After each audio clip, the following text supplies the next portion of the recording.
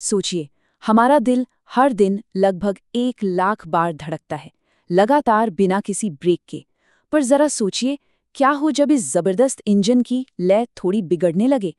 आज के इस विश्लेषण में हम अंबिकापुर के कृति आरोग्य मल्टी स्पेशलिटी हॉस्पिटल और डॉक्टर ललित कुमार अग्रवाल की जानकारी पर आधारित उस शानदार तकनीक को डिकोड करने वाले हैं जिसने न जाने कितने लोगों की जिंदगी बदल दी है, पेसमेकर। आज हम इन 5 खास बातों पर ध्यान देंगे।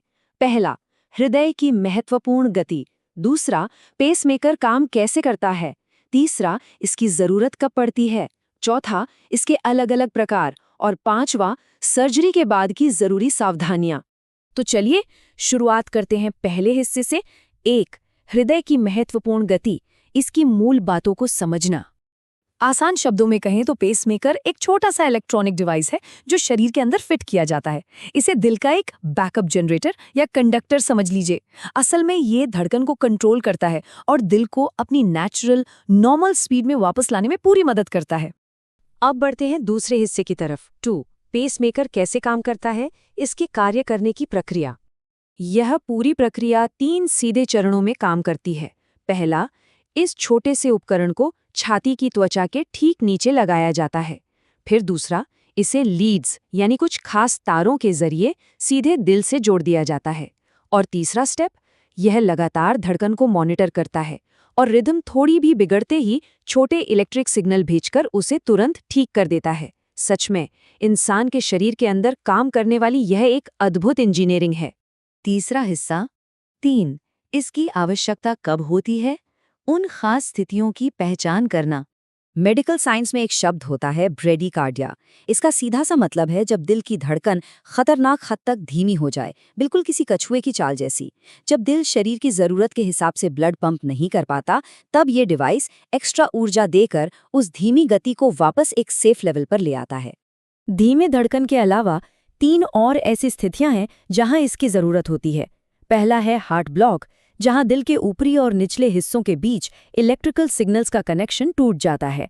दूसरा है अतालिता, जहां धड़कन बिल्कुल अनियमित हो जाती है, कभी बहुत तेज तो कभी बहुत धीमी। और तीसरा है सिनकोप, यानी दिल की गति बिगड़ने की वजह से बार बार चक्कर आना या बेहोश होना। इन सभी परेशानियों में पेसमेकर एक अल्टीमेट समाधान की तरह काम करता है। चौथा हिस्सा 4, पेसमेकर के प्रकार। इन समाधानों का वर्गीकरण करते हैं। पहला और सबसे बेसिक टाइप है सिंगल चेंबर पेसमेकर। नाम से ही पता चल रहा है ना, इसमें सिर्फ एक तार होता है जो दिल के किसी एक खास हिस्से से जुड़ता है। ये उन स्थितियों के लिए बेस्ट है जहां दिल के केवल एक ही चेंबर की गति को ठीक करने की जरूरत होती है। फिर आता है डुअल चेंबर पेसमेकर। खैर, इसमें 2 तार होते हैं। ये दिल के ऊपरी और निचले दोनों हिस्सों से जुड़ते हैं। इसका फायदा ये है कि ये दोनों हिस्सों के बीच एक बेहतरीन तालमेल बिठा देता है, जिससे दिल की पंपिंग एकदम प्राकृतिक हो जाती है। और आखिर में बायवेंट्रिकुलर पेसमेकर, जिसे सीआरटी भी कहते हैं, ये उन लोगों के लिए काफ़ी एडवांस डिज़ाइन है जिनका हृदय पहले से थोड़ा ज़्यादा कमज़ोर हो चुका है। देखा जाए तो मेडिकल साइंस के पास हर स्थिति के लिए एक सटीक विकल्प मौजूद है। अब आते हैं 5वें और आखिरी हिस्से पर। 5, सर्जरी के बाद सावधानियां, बेहतर जीवन जीने के नियम। सर्जरी के बाद अगर वापस एक नॉर्मल और सेफ लाइफ में लौटना है तो 4 बहुत ही बेसिक नियमों का ध्यान रखना पड़ता है। शारीरिक स्तर पर भारी वजन उठाने से बचना चाहिए ताकि तार अपनी जगह से ना हिलें। चिकित्सा के नजरिए से डॉक्टर के बताए अनुसार रेगुलर चेकअप बिल्कुल जरूरी है। इलेक्ट्रॉनिक्स की बात करें तो मोबाइल फोन और बाकी उपकरणों को पेसमेकर से थोड़ा दूर रखना चाहिए। और सबसे खास बात, किसी भी एमआरआई जांच से पहले डॉक्टर को जरूर बताना चाहिए, क्योंकि एमआरआई के शक्तिशाली चुंबक इस डिवाइस पर असर डाल सकते हैं।